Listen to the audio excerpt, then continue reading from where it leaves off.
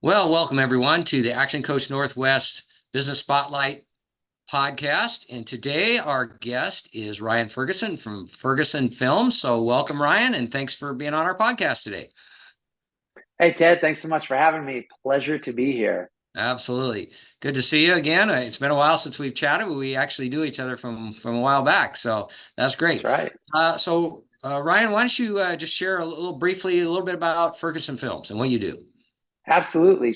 My company, Ferguson Films, we specialize in wedding videography, and I've been doing that for 13 years. We also do some non-wedding work, so I do some work for commercial clients, nonprofits, school districts, stuff like that. But essentially, for the wedding side of things, it's capturing people's special memories and putting it together in a way that they're going to want to continue to watch them for years to come. Excellent. Awesome. Okay. So interesting work. And we're Very looking forward to hearing interesting. your insights as a business owner.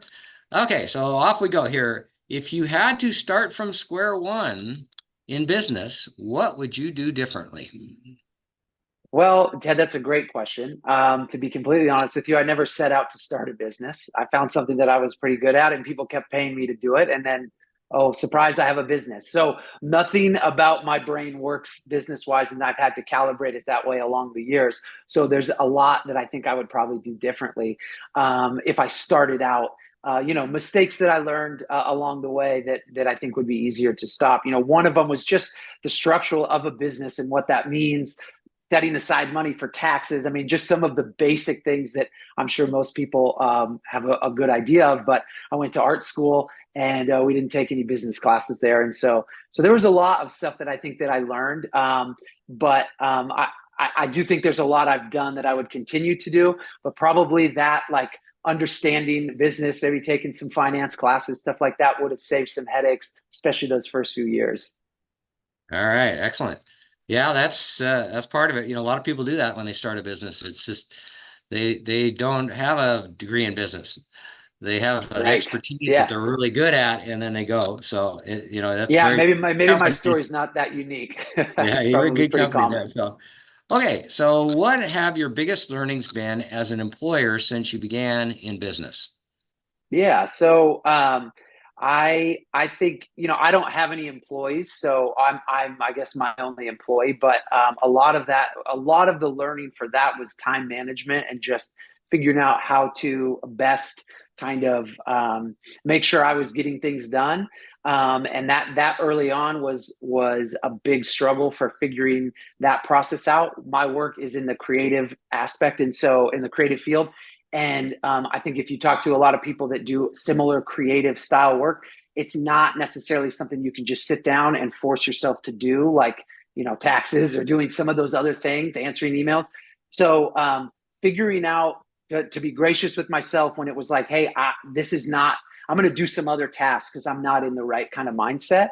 And then finding those times and figuring out techniques for me. For me, a lot of it's been like, I know I need to get up and go do some physical activity. Maybe it's working out, playing with my kids, shooting some baskets, and that can kind of help reset for the creative aspect. So I think a big part of it was learning myself and figuring out, hey, what works for me, and not trying to hold myself to an impossible standard, but also not letting weeks go by with not a lot getting done and making excuses for it. And so I certainly have not perfected that. I would say I'm still learning that, but that has been probably a big learning, is figuring out myself and how to operate best, where I'm not going to burn out or run out of steam. Yeah, there you go. Okay. Well, you do have some workers that work for you in different Yeah. areas. Any insights into working in that environment? Yeah, for sure. I've got a couple guys that have worked with me. I think big part of the process was learning to kind of let go of some control. And so especially on a production day on a shoot. So trusting guys that I knew were skilled when I brought them in, and I had worked with them and I had taught them kind of what I wanted, but then still giving them that flexibility or giving them that freedom to go be themselves and to create. And that was really difficult for me, especially Mm. on the post production side of things.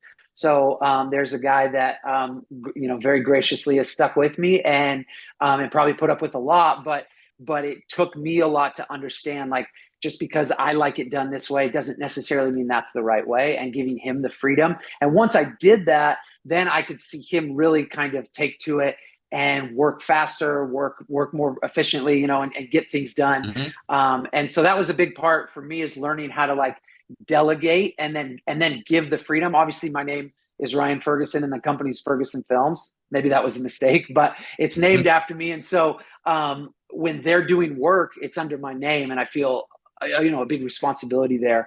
And the guys I have do great, but it did take a long time for me to kind of like trust them with that and let them go. Yeah. Yeah. You're in good company on that one too. That's another Yeah, probably. that's another one. Okay. So what are some common misconceptions about running a business, and how do you address them? Yeah, that's a great question. I think probably for us, and it kind of bleeds into one of the next questions coming up with the personal life balance and business balance. I'm working out of my house. I've always worked out of my house. And so while I run a business, I think a lot of friends and families don't fully understand that that is, an actual job. And so there's a lot of scheduling where it's like, well, can't you just come out and do this, or let's get together here, or come over here. And then even for myself, figuring out, oh, I need to be running a business here. I need to be doing this work. And so I think that's probably been a misconception, is it's hard for people to really grasp that it is work. And I do work, Mm. more than 40 hours a week sometimes, because I can be flexible and I can work late at night or early in the morning or whatever. So there's an untraditional schedule. And I think sometimes that's a misconception for people to think that I'm never working. And Yeah. really the feeling is that I feel like I'm always working, especially working out of my house. So yeah, that's one of them. How do I address it? I mean, we've had conversations for sure. And to try to explain that, but really it's, I'm not trying to educate necessarily anybody on that. I just kind of have to explain my schedule as best I can to them. Yeah. Yeah. Well, yeah, they think that you can work anytime you want, That's Yeah, like, yeah, doesn't exactly. work that way, Right. does it? Right. Yeah. Okay. So what do you attribute your growth to? Yeah. I mean, I think it comes down to a few things. Number one is we do good work. I think we do good work. And I think that is connected to, we're pretty passionate about it. And so I care a lot about the work I do because, like I said, my name is on the company, but also being the creative industry and also a somebody's event that is possibly a once in a lifetime event, hopefully. I feel a great responsibility. And so I think when you create something like a wedding film or a commercial or film or anything in that world, it feels like it's very much a part of me giving that to them. And so because of that, I care a lot about it. And I think that's what makes our films good. So I think that's the first thing. But then I think maybe tied with that or above that is being a good person, a nice person, somebody that is Mm. honest. I've had plenty of situations where, I've had to tell people that I'm not going to hit the deadline, right? Like, this is my estimation of their film and it's just taken me longer. And it's easy to try to make up an excuse or something, but we've always chosen to just be honest with them and let them know it's taken us longer. And I think that's, fared well for us. But I do think, like, in this industry, especially the wedding industry, it's pretty close knit. People love to talk about other vendors and who they've worked with. And so when you can be kind and respectful and a likable person, like, that has gotten me into a lot of doors and offered a lot of weddings that I would have maybe not otherwise had. And then it's up to us to capitalize on that and make sure we're going to do a great job for the client. But I do think that those two things have gone hand in hand for us, and it's really what's helped us grow.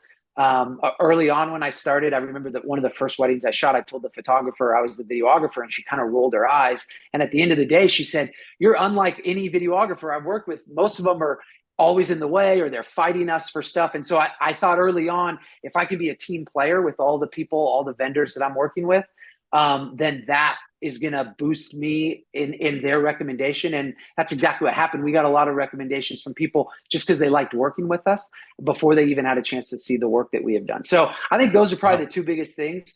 in growth for us is being a team player and a good person to the people you work with and for, and then also being passionate and working really hard at the work you do.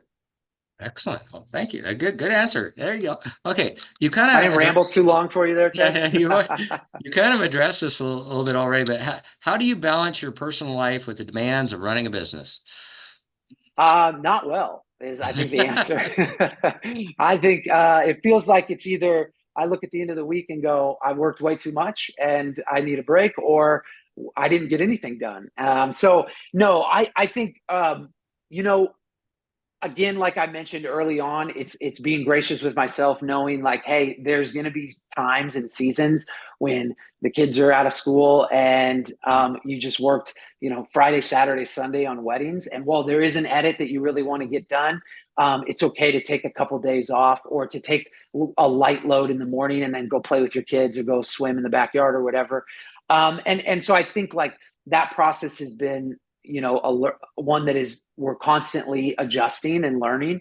My wife is a photographer and works next to me at home, and so both of us have to kind of ebb and flow sometimes. Hey, I got dinner tonight, you keep working, you got a big deadline, and we can kind of switch back and forth. This is which is helpful. But yeah, I've gone back and forth. There's parts of me that absolutely love working from home and making breakfast every morning, taking my kids to school and having the flexibility to do that. And there's other parts of me that's like, man, maybe more structured and having an office and clocking in and clocking out type of a thing.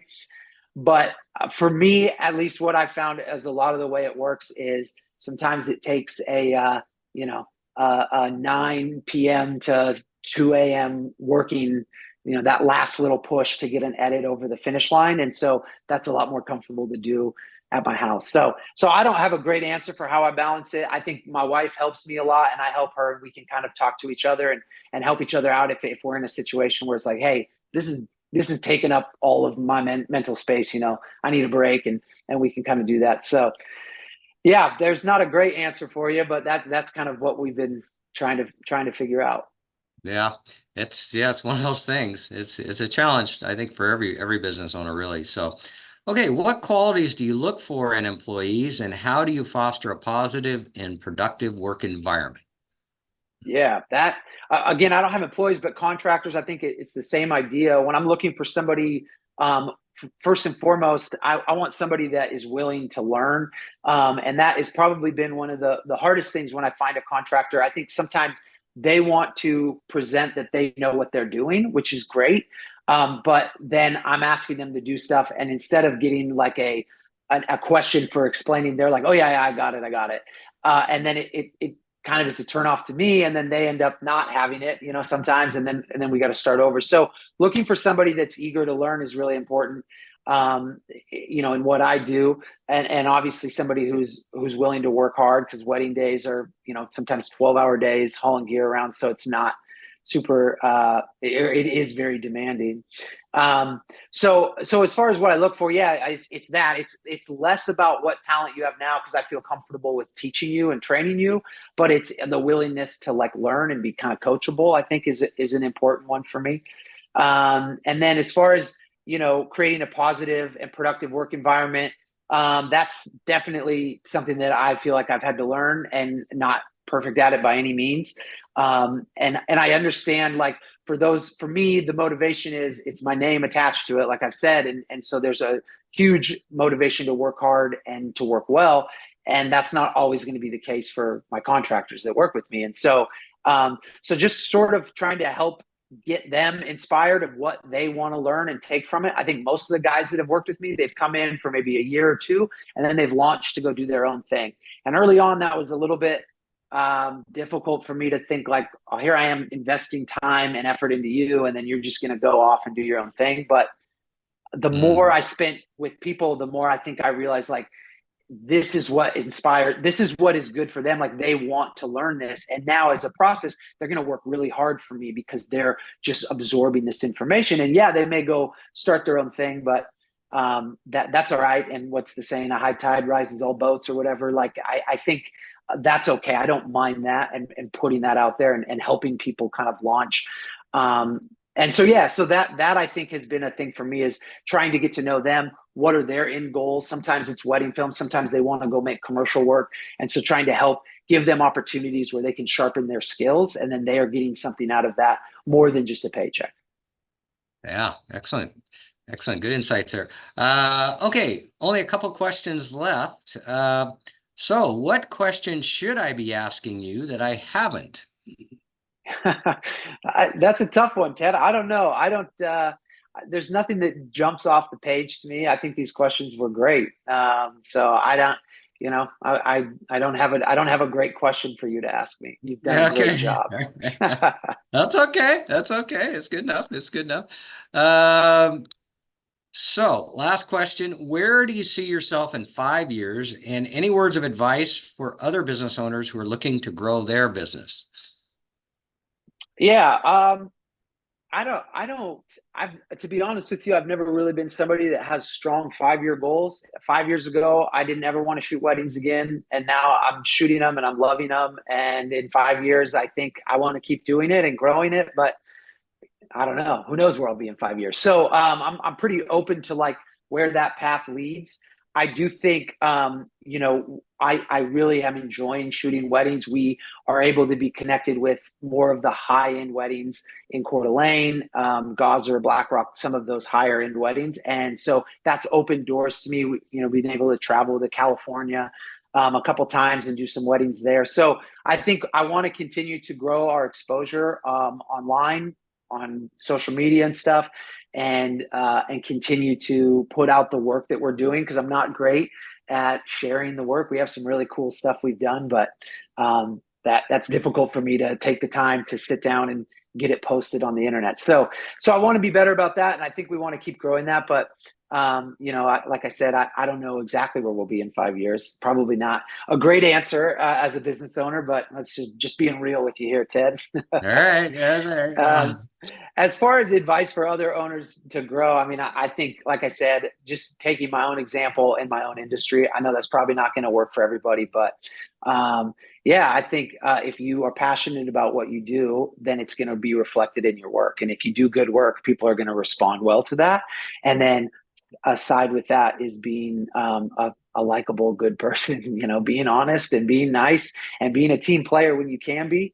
And kind of viewing the people that you work with and for, and even the people that maybe you compete against. Well, I'm pretty close with 3 or 4 of the guys that are filming weddings. Clients will be deciding between the two of us, but there's not a real competitive spirit between us. We bounce ideas off each other. And so that's been an amazing thing. And I haven't seen any part of like that kind of cutthroat, like I got to be the best in the industry. And so I think it's been really positive, which I appreciate. So those have been our experiences, and every year we continue to grow. So I guess it's working. There you go. All right. Well, thank you. Thank you, Ryan Ferguson, Ferguson Films, for being on our podcast, and a lot of great insights there for business owners in the greater Spokane community. So thank you, Ryan. And yeah, awesome job. Absolutely. Thanks for having me, Ted. Of course. Take care. Bye.